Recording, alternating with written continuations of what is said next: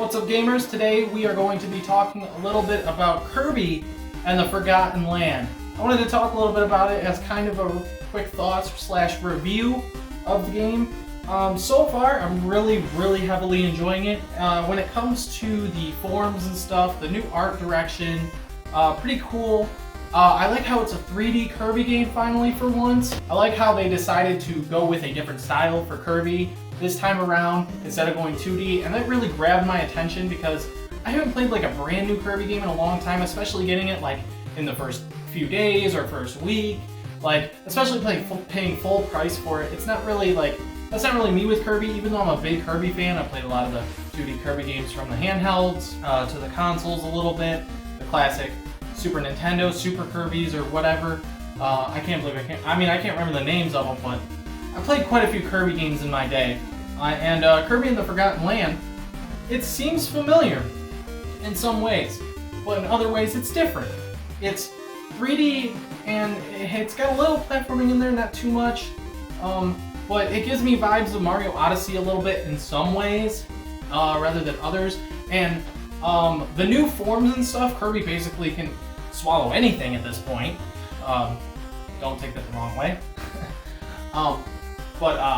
When it comes to some of the things that Kirby can do, without spoilers, the footage that you are currently looking at is early game footage, so I'm not spoiling anything for you for the game, but the boss fights are pretty cool. The different forms that you will see that Kirby can turn into are cool, and a lot of them are going to be familiar, but with a little bit of a twist, with some new things.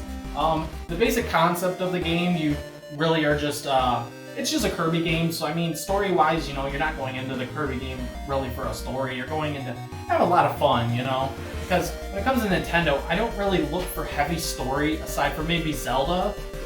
Sometimes Mario, but not really Mario, because it's, oh, you just gotta save the princess kind of thing, and it's all about gameplay when it comes to Nintendo, and different innovating that they do. So when it comes to the story mode, the basic concept is you gotta save a bunch of Waddle Dees, something happened, where you gotta save all these Waddle Dees that got swallowed up with Kirby, and there's also like a little hub world that you go to as well, where you can upgrade Kirby's different forms. It's got this little gacha machine that you get these little statues. There's like 80 of them in the game. There might be more, I don't know, but that you can use for only 10 coins a piece, which is nothing. And then it's 500 coins plus 2 stars to be able to upgrade one of your abilities. I don't know if it can upgrade more than once or not, but pretty simple there. You can also, as you gather more Waddle Dees, you'll unlock more things in the hub world area, and there's also secret codes that you can find for different things.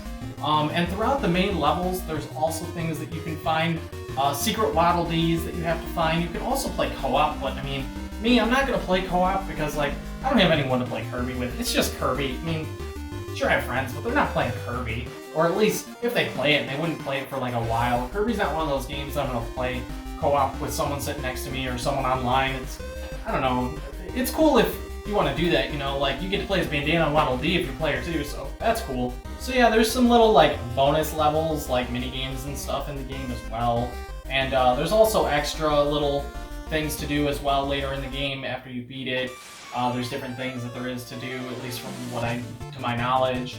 The game, the downside is that it's a little shorter and it's like 8 to 9 hours long, but I mean, I don't have any real major issues with that. It's a Nintendo game. I mean, I'd rather it be like 15 to 20 hours, but you're still gonna get 15 to 20 hours out of it with all the extra things to do, especially if you want to 100% it and capture all the Waddle Dees and the secrets and stuff, which you're easily gonna miss some of them. Now, overall, would I recommend you pay $60 for this game?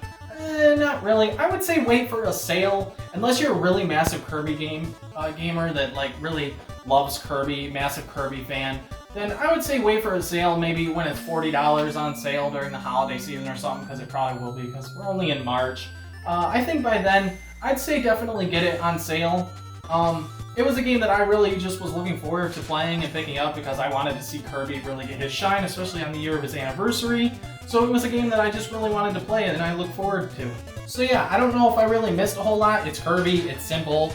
You suck some things up, you shoot some things out. I guess one of the other downsides that I would say about the game is that it's really easy. Like, even playing on the hardest mode, you're not really gonna die because it's pretty simple. It's a simple concept. It's more meant for kids. They might have more of a challenge, but if you're like someone who's been playing video games for years like me, then you're not really going to have a hard time with it at all. But for the most part, I'd say, yeah, it's a really good, solid, awesome Kirby title, and they did Kirby justice this time, yet again, and I'm happy to see his time shine again, and if I were to give this game a rating, I'm going to give it a 9 out of 10.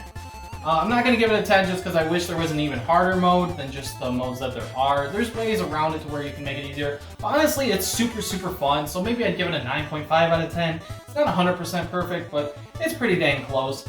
I don't know what other details I'm missing. I'm not the best at reviewing video games. I mean, I'm still trying, I'm learning, I'm doing different things, but I don't know. Anyways, guys, thank you so much for watching this video. If you did enjoy my review of Kirby and the Forgotten Land, please do hit that like button, subscribe to the channel if you are new, and I will see you guys all in the next video. Thanks so much. Later.